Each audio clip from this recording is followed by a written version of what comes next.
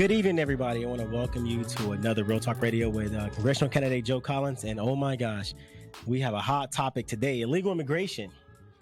Very, very excited to talk about this because I have two very acclaimed gentlemen sitting right next to me. I have Gabriel Buelna, PhD, Board of Trustees for Los Angeles Community College District.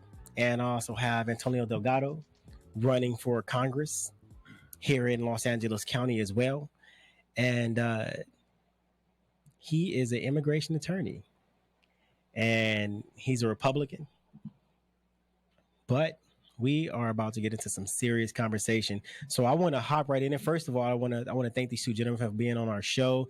But I also want them to, talk a little bit about themselves and let's go ahead and start with Antonio. Joe, how's it going, man? Pretty good. Yeah, long time no see. So like you said, I'm an immigration attorney. I'm actually an immigrant myself. I came to the United States when I was 7 years old from El Salvador, running from the Civil War. I ended up with my family in South LA. First day of school, I get robbed at gunpoint at elementary school by a bunch of other elementary students, and it was just a rough wake up to the South LA that I was going to end up growing up in. But thank God, my family eventually moved me to the West Side. I went to school on the West Side. I became an immigration attorney, first in my family to graduate from high school and college. And now I'm running for Congress in the 40th district. I'm returning to my district because I don't want to leave my people behind. And I'm starting to think that maybe that's intentional, that the reason why the Democrats make the school system suck so badly is that they don't have competition in the future. So do you call yourself a Latino or Hispanic? Just out of pure reference. It doesn't matter to me. It doesn't? The only reason why I'm asking that is because when I look on the FBI website and I see the majority of people of Mexican or Latino or Hispanic descent, it all says Hispanic. So that tells me that the federal government considers people who consider themselves Hispanic as criminals or felons or people who are wanted by the cops. That's why I was asking that. Oh, you know what? That's something that really, I know some people, it really matters to them a lot. There's a new term called Latinx with an X at the end. I don't even know what that means. But you know what? To me, it never really mattered, to be honest. I am who I am. I feel the same way. When people say, are you Black or African American? And, me knowing that I'm indigenous, it doesn't really matter. But I would say that I'm Black.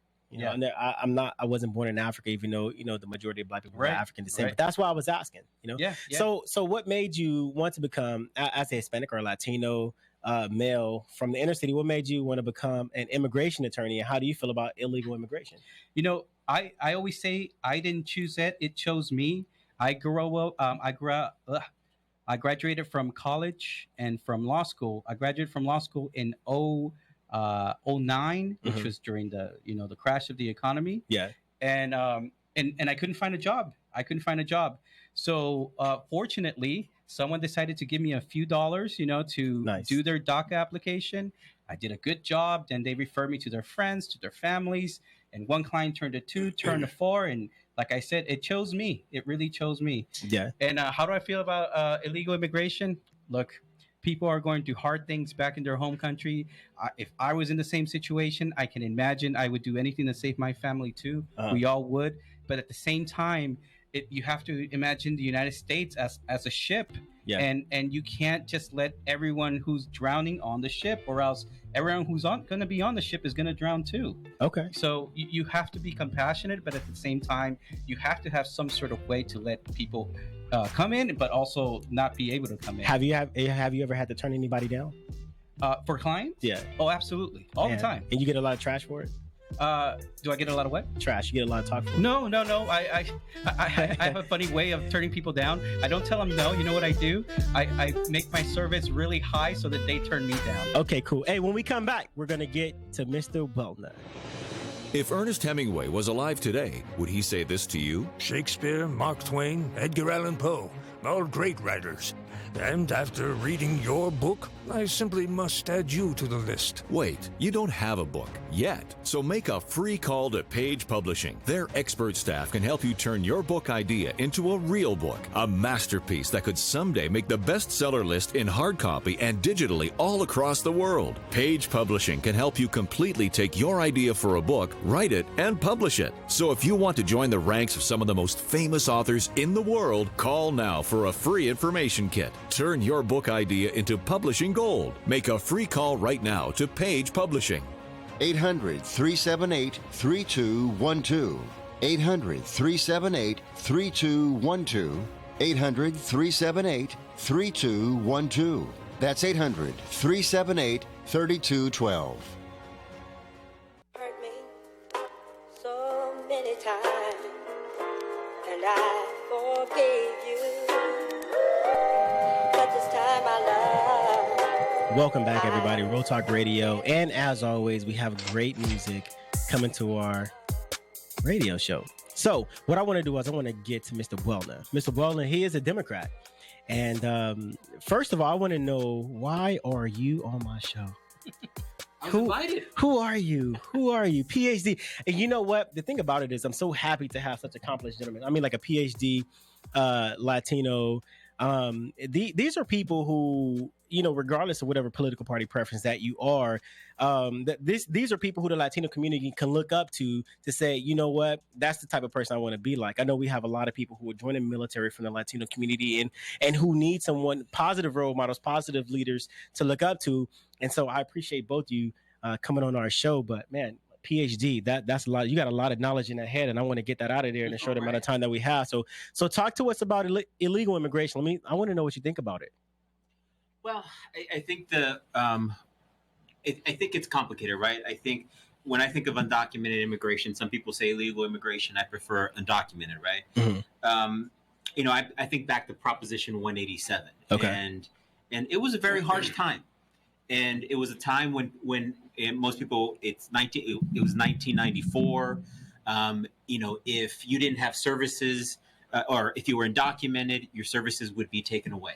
Okay. And, you know, during that time period, you know, a lot of the immigration was actually race-based, because when a lot of people during that time period thought of immigration, they thought of Mexican immigration, they thought of brown immigrants. Yeah. So, you know, the discussion about immigration cannot be disconnected from the conversation about race. Now, does that mean everyone who is undocumented who comes into this country is either brown, Asian, or black? No. Or of African descent? No. However, in terms of California, it's normally discussed or framed as a discussion about Latinos, Mexican, or brown.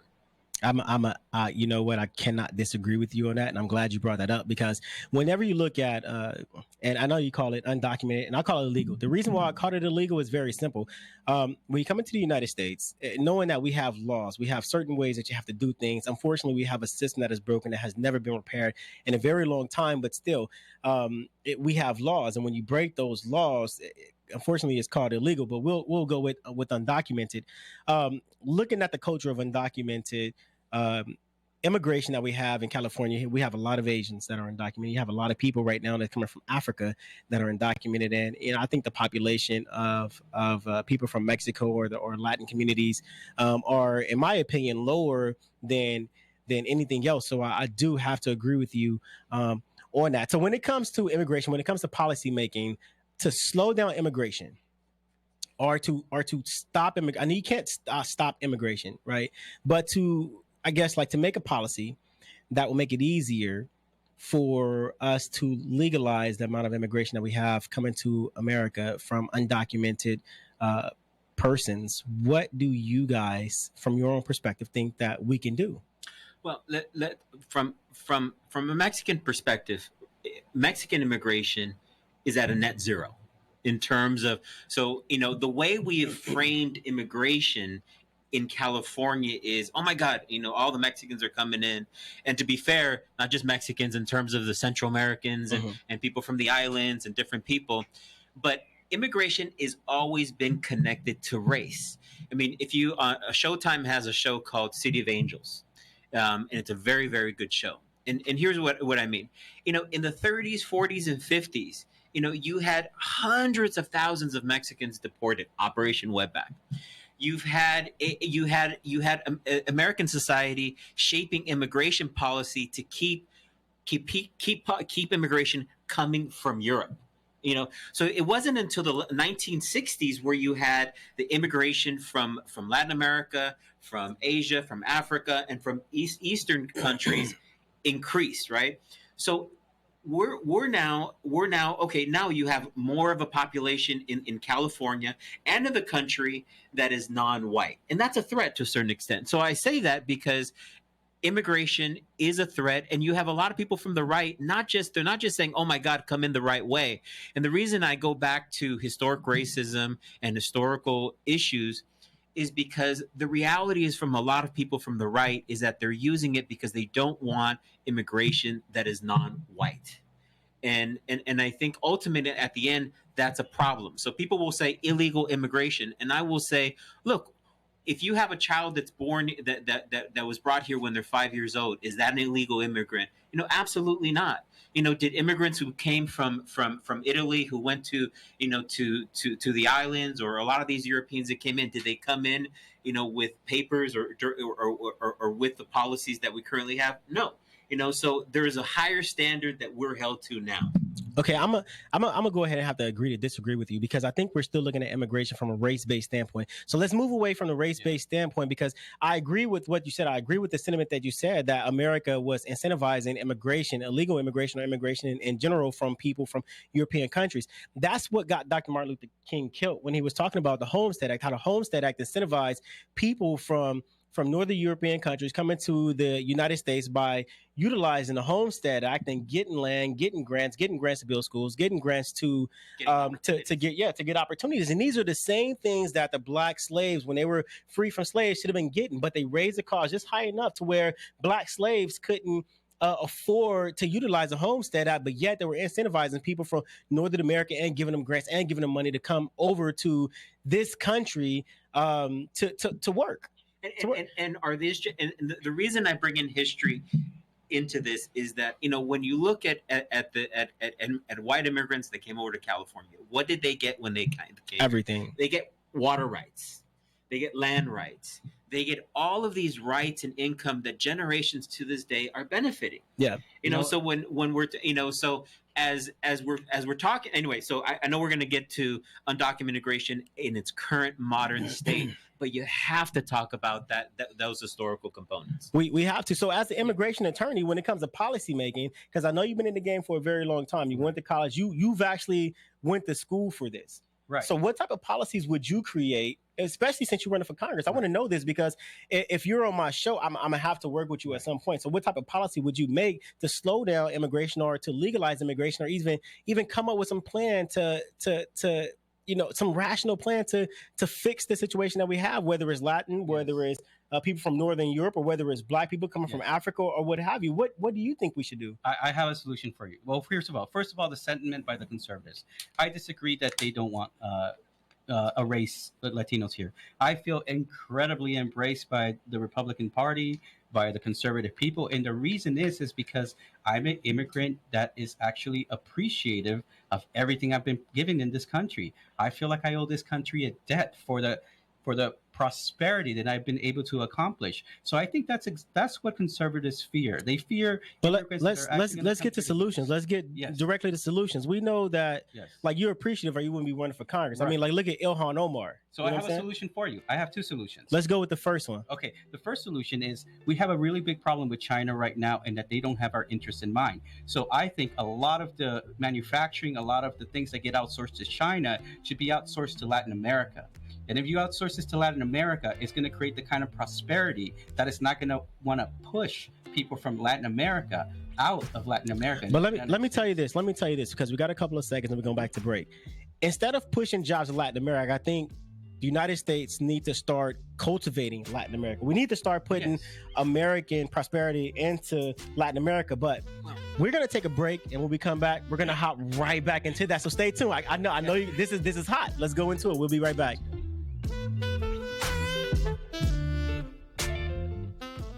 Let's talk about your credit cards. When you first start using them, it's a slow drip. You make charges, then more charges, then bills come, and they keep coming. When you open your statements, the floodgates come pouring in. You realize you have more credit card debt than you can afford, and you're barely making the minimum payments. Wouldn't it be nice to make one affordable payment and have all your credit card bills covered? Make this free call and learn our responsible way to get your credit card bills paid and under control. Sponsored by Consumer Education Services, a nonprofit organization. 800-876-3643. 800-876-3643. 800-876-3643. That's 800-876-3643. CESI is not a loan company. The establishment of a debt management plan may adversely affect your credit rating. Non-payment of debt may lead creditors to increase finance and other charges to undertake collection activity, including liquidation. Imagine this is your money and someone wants to take it from you. Who is it? The IRS. They want your money, and guess what? They can legally take it, all of it if they want.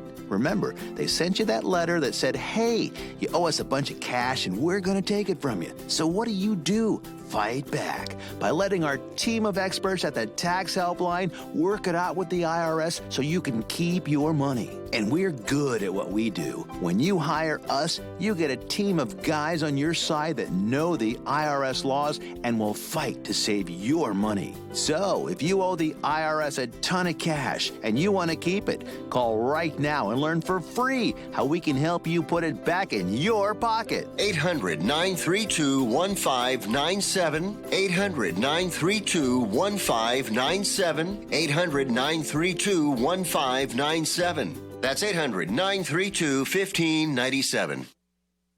The smartest way for you to get the lowest prices on your plane tickets, domestic or international, is to call SmartFares first or last, but you've got to call us before you book your plane tickets. Fly anywhere in the world, fly anywhere in the U.S., and SmartFares can save you up to 75% on your plane tickets. We have the lowest airline ticket prices on over 500 airlines, and you've got a great 12-hour free cancellation window. Plus, with our live agent help, you can always get fast help and fast answers. So on your next trip, maybe today, maybe tomorrow, how about right now? Pick up your phone and call SmartFares, plus save up to 75% on your plane reservation. So call right now. 800-915-2644. 800-915-2644. 800-915-2644. 800-915-2644.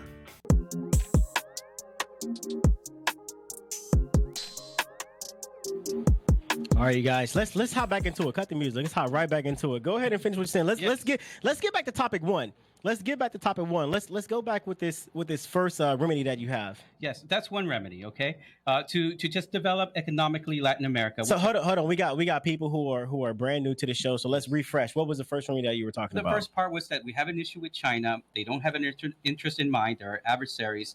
A lot of the economics, a lot of the outsourcing that we send to Asia could be better used if we send those kind of jobs to Latin America. And I know outsourcing is horrible, but let's be honest, some things are going to get outsourced. So we can solve two issues with one. But Antonio, yes, isn't ultimately that just the United States ultimately being an imperial force again?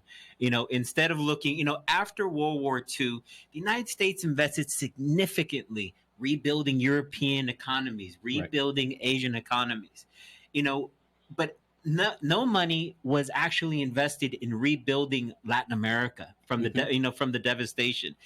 Investing in the human capital instead of looking at us as simply labor, actually looking at us as intellectual developers. That actually reduces immigration. I mean, not just looking at us as labor to put gadgets together. And Latin America is developing. You have huge software developments in Brazil and Mexico. So in terms of looking at Latin America, let's look at a partnership. And I think that's what a future Biden administration will look like. Looking at Latin America as a partnership and not looking at it as control. Like Trump said the other day, he's like, oh, we should sell Puerto Rico. Well, that's a really imperialistic way of looking at it. Mm-hmm. My question is, who do you want to sell it to? Well, he didn't say that. I'm afraid Biden is going to do a partnership with China. That's what frightens me more than I don't think Joe Biden has the qualifications to be the president of the United States. And the reason why is because Joe Biden is a racist. He's a qualified, bona fide racist. I mean, you go back and look at the history of Joe Biden, and he wrote the bill that influence mass incarceration of Black and brown people. But let's not talk about who's running for president right now. Let's talk about the United States investing into countries in Latin America. Now, when we look at countries in Latin America, one of the biggest issues that we have is communism. Okay, but can I say something real quick about that? Only because today is a very special day. Congressman John Lewis passed away. He did. And I think we need to. You probably mentioned in other segments before we weren't here, and I think one of the things that just as an American I was offended at is that President Trump did not honor him explicitly like he should have, in terms of, even though the flags were reduced at half staff, he disrespected Congressman John Lewis, and I have to say that. How would you have wanted President Trump to honor Congressman John Lewis, former Congressman John Lewis? I'll tell you. Congressman John Lewis did not vote, and in fact boycotted George W. Bush's inauguration, right? Because he said that George W. Bush was not legitimate because he did not beat.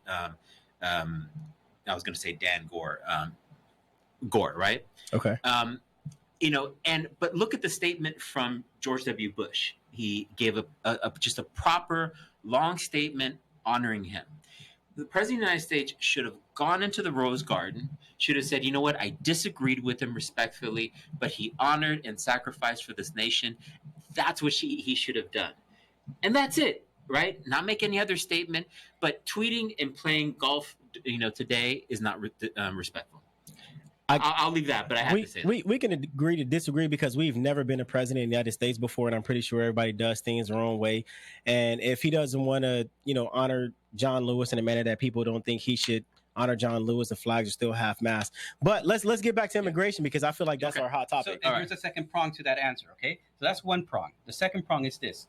We have an immigration system, the asylum system, that actually says that people who are victims of certain persecution can come to the United States. What happens is we have a legal system that's like a square. So because people understand if you're a victim, you can qualify for asylum, then everyone molds their story to fit that way in order to become legal. They mold themselves into the victim that qualifies to qualify for asylum. My solution is this. We create a system that actually incentivizes giving, that incentivizes contribution to America. For example, if you're in the United States and you're an illegal, so is this us giving to illegal immigrants, or is this illegal immigrants giving back to the United States? I think that's important. Immigrants giving back to America. Okay, perfect. Yeah. So I'll give you an example. We have undocumented people who have jobs, right? They run like a tire shop, and if they hire or they employ 10 Americans, let's say, then that should be some sort of way in order for they to actually get some sort of legal status. So if we incentivize, if we create a system, actually, Antonio, before we leave, I have to say, you know what? Republicans always say Democrats create a lot of bureaucracy. That's a lot of bureaucracy. Well, let's do this. All right, we're about to take a quick break. When I come back, since we're talking about incentivizing, let's talk about kids in cages, okay? Because I think we have a lot of kids in cages, and I think a lot of people want to hear what you guys think about the kids in cages. But stay around. We appreciate everybody listening. We'll be right back.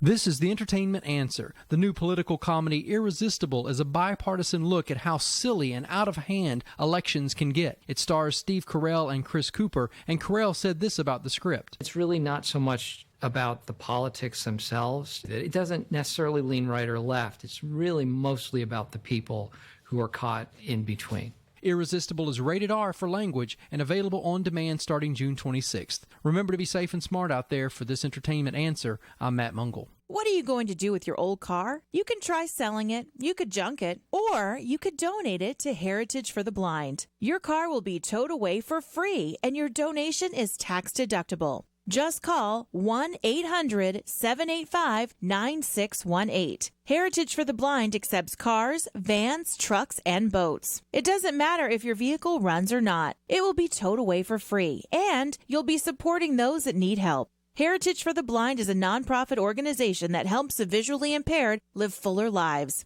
Call right now to donate your car, and as a special thank you for calling, you'll receive a free 3-day vacation voucher to many exciting locations.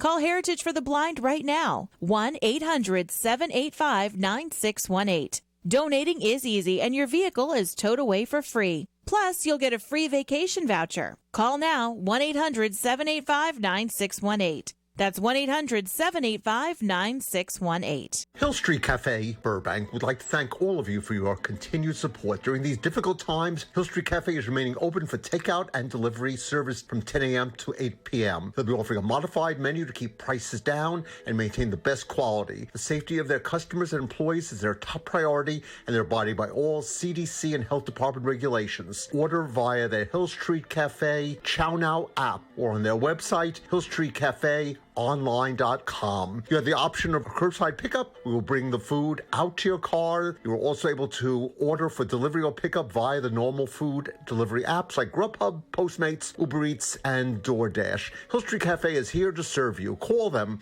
at 818-845-0046 or come by to pick up at 3301 North Glen Oaks Boulevard in Burbank, California. Hill Street Cafe, Burbank. Pickup and delivery services are available at 818-845-0046 or visit them at hillstreetcafeonline.com. Hi, I'm Dennis Bono. Join me every Saturday at 6 p.m. and Sunday at 3 p.m. for the Dennis Bono Show live from the entertainment capital of the world, Las Vegas. Enjoy this fun-filled hour with my celebrity friends as they perform, visit, and have lots of fun with me in front of a live audience in the showroom at the South Point Hotel.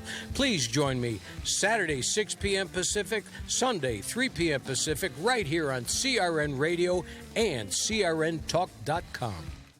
It's totally normal to be constipated with belly pain, straining, and bloating again and again. No way. Maybe it's occasional constipation. Maybe it's not. You could have a chronic condition called irritable bowel syndrome with constipation, or IBS-C. Linzess, or linaclotide, is a prescription that treats IBS-C in adults. Linzess works differently than laxatives to help relieve belly pain and let you have more frequent and complete bowel movements. Individual results may vary. Do not give to children less than 6, and it should not be given to children 6 to less than 18. It may harm them. Do not take Linzess if you have a bowel blockage. Get immediate help if you develop unusual or severe stomach pain, especially with bloody or black stools. The most common side effect is diarrhea, sometimes severe. If it's severe, stop taking Linzess and call your doctor right away. Other side effects include gas, stomach area pain, and swelling. Maybe it's not occasional constipation. Learn more at linzess.com or call 1-800-LINZESS. You may be able to talk to a doctor online. Visit linzess.com, sponsored by Allergan and Ironwood.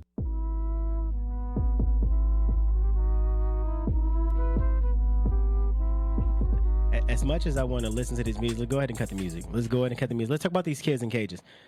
So when you talk about kids in cages, one thing that I want to talk about is when I was in the military, I was stationed in San Diego, and one thing that we've seen on a regular basis is that they were separating what could be perceived as families at the border. Right now, one thing that we have started to learn was that a lot of children that were coming over the border were not a part of the families that they claim to be. Right. So what that tells me is that, you know, why are these kids coming over with these adults over the border? Is this sex trafficking? Is this pedophilia? Are these children really the children of these families that they claim to be a part of? But either way, let's just say whatever scenario there is, you know, I'm going to be direct. Either way, they should not be in those facilities. They should not be in those cages. The United States has plenty of foster care and homes not to be placed in facilities that were meant for adults and not have that care. I absolutely agree, but you can't foster care an undocumented child. So, I mean, so what is the remedy? Oh, absolutely. I mean, I'm sorry. Absolutely. You've got, look, and I used to work for LA County Department of Children and Family Services. Oh, okay. We have plenty of group homes, plenty of facilities that are not prisons. You don't put a child in a prison where with no supervision from anyone that has skills. What you're going to do is create a permanent group of individuals that will be negatively affected for their entire lives. And we're not looking at those children as human beings. So let's talk about solutions. All right. Mm-hmm. So since you already brought it up, the facilities that we have, right, are the facilities that could be used to house children of illegal immigrants, whether they're brought here, whether with the family or not. So what I'm hearing is that we should create facilities, right, or homes for illegal children. Joe, No, not create. I'm sorry, Antonio. Just let me finish go this ahead. one point. Not create. We already have the infrastructure. There are plenty of social service agencies that would be more than happy to take them in. But what I'm saying is like these children are undocumented. Of course they're So not. until they get documented, they're not able to use those services. Because last time I checked, those services are used for people who are green card holders or citizens or no, because nationals. if you're in the United States and you need emergency services, you can get those services. If you're in school, but you're going to get those. But we're talking about children. No, so no, it's, no, easy, of course. it's easy for adults, but children can make their own decisions. So when you talk about undocumented children coming over the border, they have no real option because the fact of the matter is they are undocumented. And unfortunately, however you want to put it, whether we're looking at them as human or objects, they're still undocumented. So But how you're going to can put them somewhere. But to your point is that you've got to put them somewhere. Yeah. And what I'm saying is that federal facilities built out of cement and steel is not good for a child. Undocumented, not undocumented, and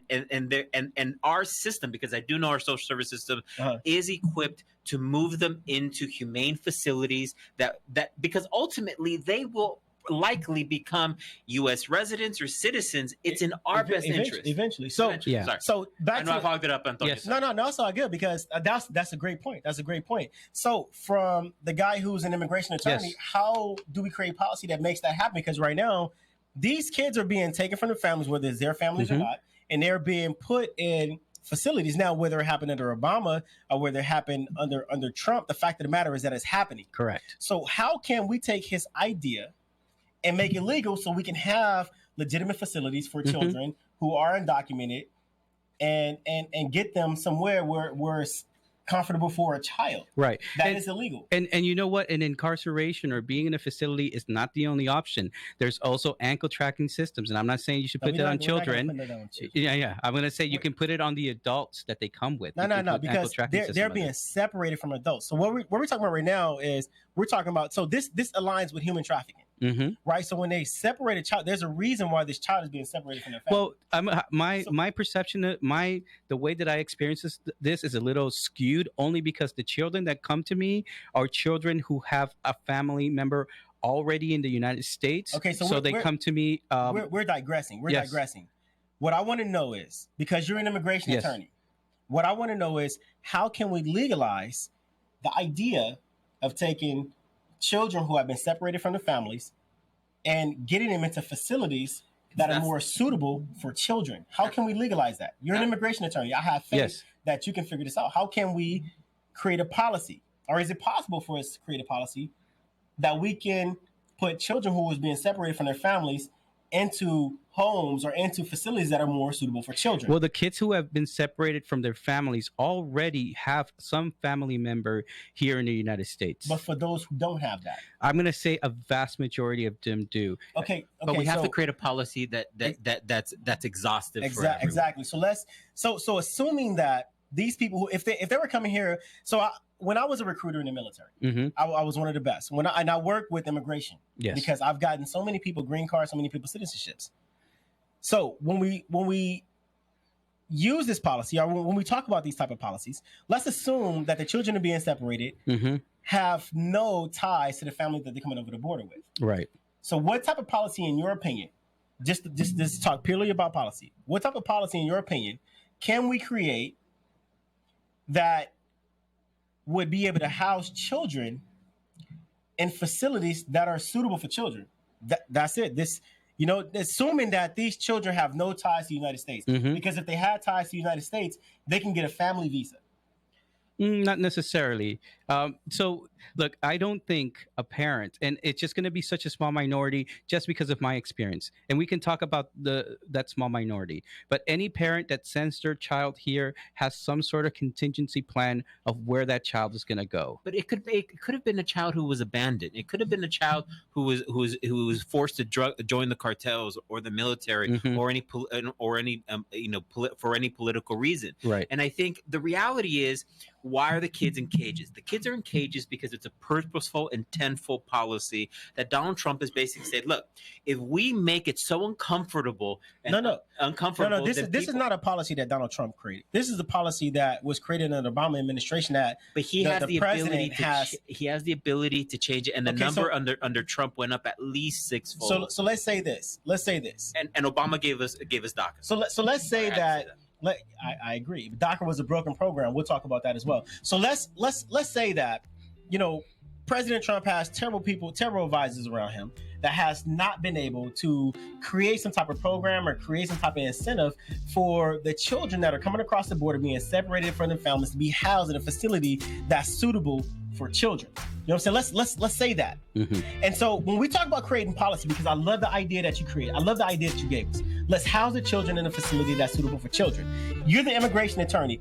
How can we create policy that would allow these children to be housed and executive orders? Yes. So we're going to talk about that as soon as we get back. Stay tuned. Here's important new information from the Diabetes Solution Center for you, a family member, or a loved one suffering with diabetes. If you have lost your provider, or if you need a provider for diabetic supplies, you may qualify to receive your diabetic testing supplies now with little or no out-of-pocket cost, regardless of your age. All you need is Medicare or private insurance to be potentially eligible. Call the Diabetes Solution Center right now for details. Just takes a couple of minutes. Our friendly, knowledgeable agents will give you free, no-obligation information, handle all the insurance paperwork, and make sure your supplies are delivered directly to your door for free. Call U.S. Medical Supply 24 hours a day. 888-912-1332. 888-912-1332. 888-912-1332. Call right now. 888-912-1332.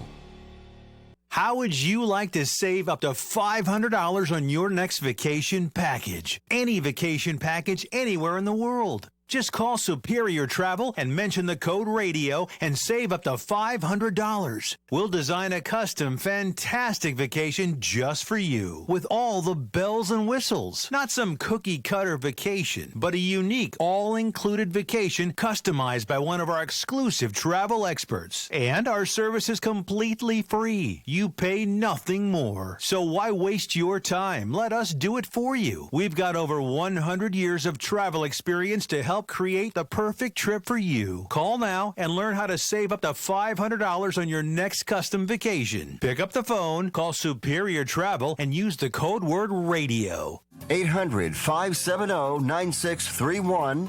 800-570-9631. That's 800-570-9631.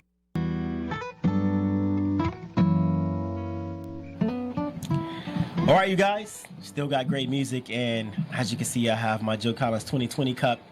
And yes, I am promoting. We have our store open, the collinsstore.org. Make sure you go there, get your Joe Collins merch. You can also find it on joecollinsforcongress.com. The store is under the Collins Corner. That's where you can find all of our things, from the our photos, the everything we've been doing. You can find it there, even our talk show. So make sure you visit joecollinsforcongress.com. Get your merchandise from the Collins store. Mr. Delgado, yes, this is for you. Yes. So as we were saying earlier, the immigration system actually is part of the Justice Department, which is part of the executive branch. Okay. So what you can do is actually unilaterally, through the executive order, actually pass something right away that says that the children don't need to be in cages, that they can go to some sort of facility that is already in place, a system already in place, that so they don't have to be in cages, and some sort of system in order how to get them out of that system and with their family members right away. So it's something that could be done right away. Yeah. And I have to agree with that. I think that, we can create some type of system to where children doesn't have to be in cages. You know what I'm saying? And I'm going to tell you, regardless if you're Democrat or Republican, everybody agrees that children should not be in cages because these are children. What happens is when you put children in cages, they create this psychological mindset, which makes them feel that they have nothing better. And just like the professor said here, I mean, these kids are eventually going to be citizens of the United States, whether they're green card holders or not. And they're going to be here.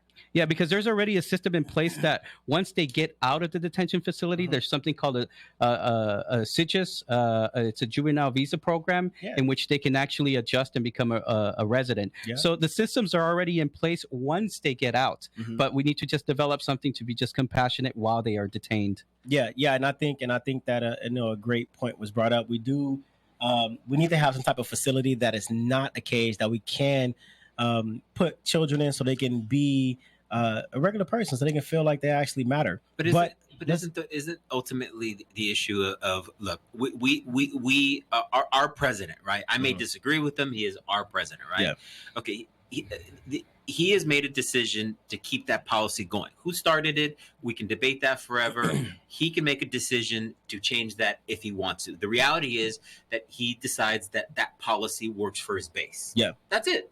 I don't think that he thinks that policy works for his base. I think that the people around him who he has helping develop policies, Stephen Miller, they're so poor at developing policy that they keep these children in cages. But he ultimately is the president of the United States.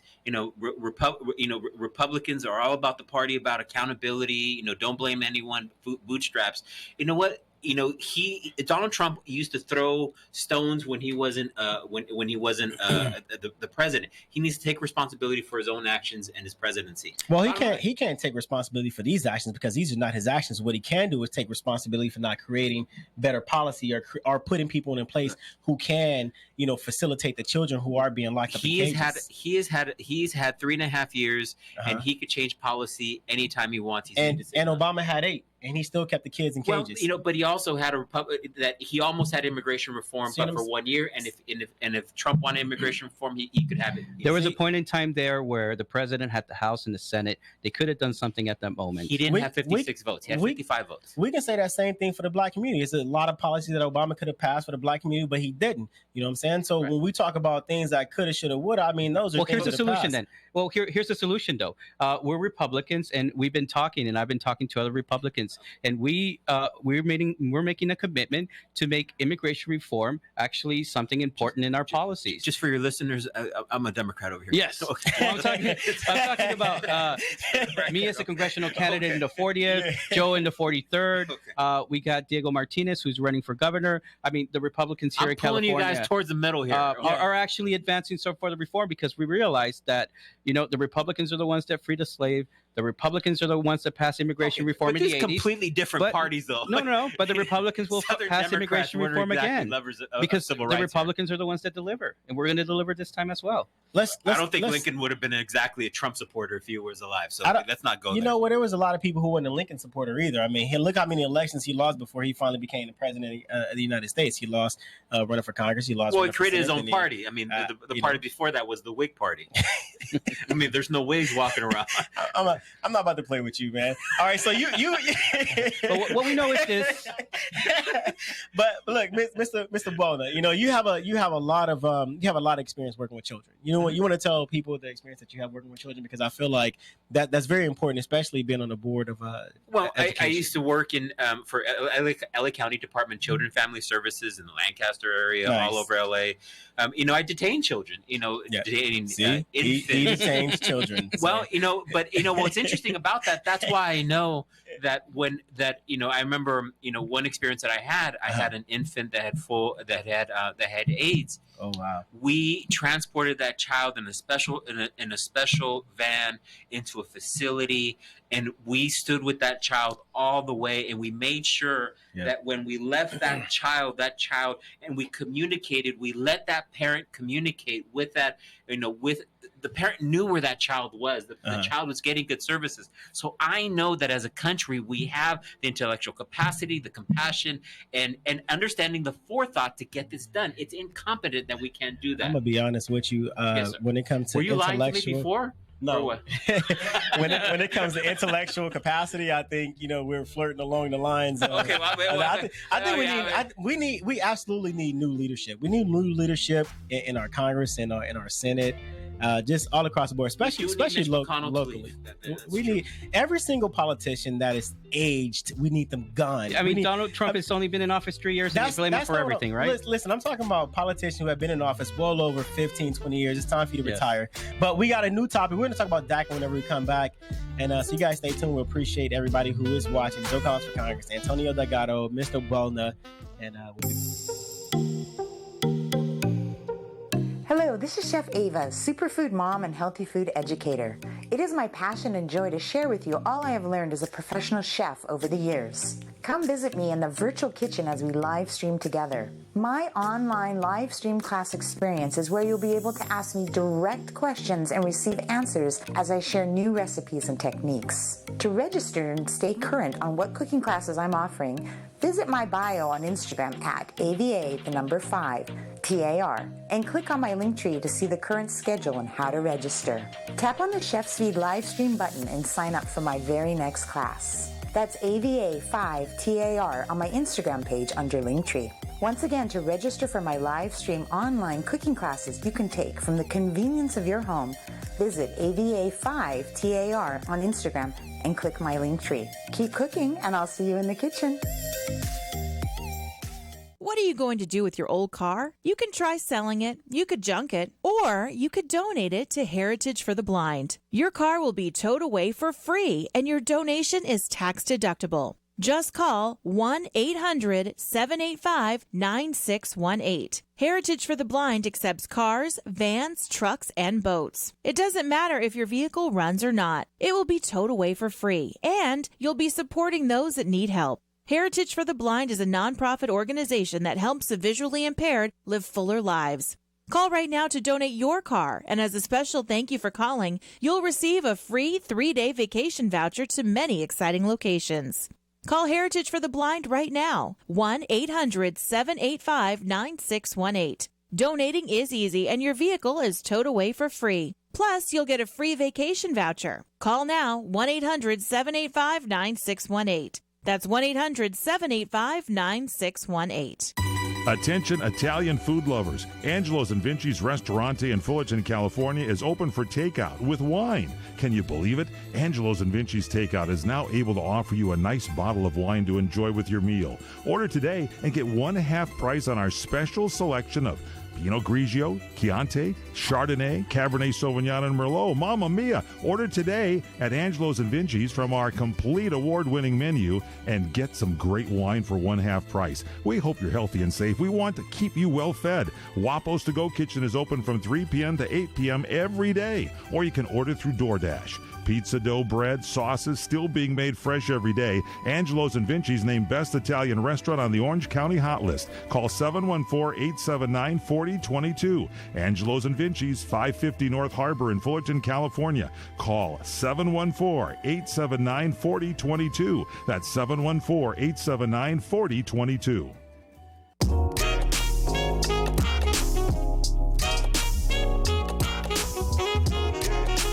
All right, last topic, then I got to let these two fine gentlemen go. We've had a lot of great discussion. DACA. My opinion on DACA is I feel like, whether I like Barack Obama or not, DACA was a great idea for illegal immigrants to have a pathway to citizenship. Unfortunately, in my opinion, the DACA program was absolutely broken because it created no pathway to citizenship. It created a pathway for certain rights for certain individuals who came over here during a certain status. So what I want to do is I want to give you a minute to talk about what you think about DACA and what can be improved. And also I want to know what you think could be improved. Okay, so in terms of DACA, I think we need to start opening up applications for more individuals to start applying through DACA.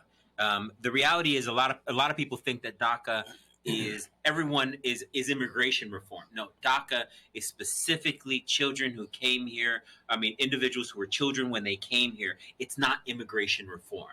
So, people I think need to understand that.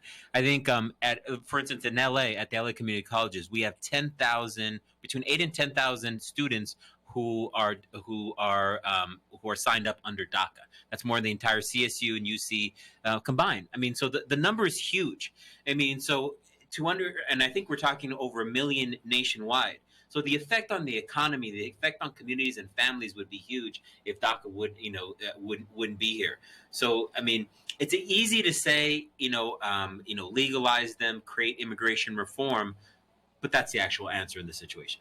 What do you think? And my answer would be this: is that DACA did what it was supposed to for the Democrats. It was never supposed to be a solution. It was just supposed to be a method in order to dangle a carrot and continue to get votes by the Democratic Party, because they don't come up with solutions. It was just meant to have something dangling so people would continue to vote for the Democrats. So what the Republicans need to do is actually have a solution, actually pass the reform in order for the DACA recipients to have a path to citizenship. So you're a Republican. So let's talk about that, like without bashing anybody's political party, because there are Democrats who want to vote for you as well in your district. So in my opinion, I feel like the federal government should actually grant DACA recipients some type of citizenship. So you being an immigration attorney, if you had DACA recipients coming to your office and they heard that, they would probably be offended. So what would you do to help DACA recipients gain some type of citizenship or green card status? Yeah, like what we said, open it up for new applications,